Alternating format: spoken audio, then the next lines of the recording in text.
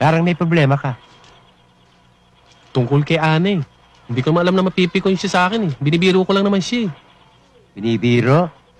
Kilala kong kaliskis mo, oy. Bira ka naman. Oh. Palagay mo sa akin, manyak. Eh ano pa? Pati nga bulag, pinagsasamantalahan mo eh. Kaya nagalit sa'yo eh. Sige na. Tama na yan.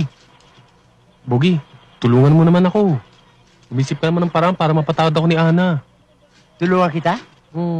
Ikaw lang nagpasarap eh. Ikaw lang bumuhat eh. Kaya problema, sasama mo ako. Hindi kita matutulungan. Suluhin mo yan.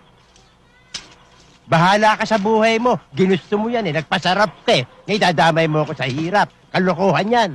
Suluhin mo. Hindi kita tutulungan. Ikaw mag-isa. Tandaan mo, ikaw mag-isa maghirap.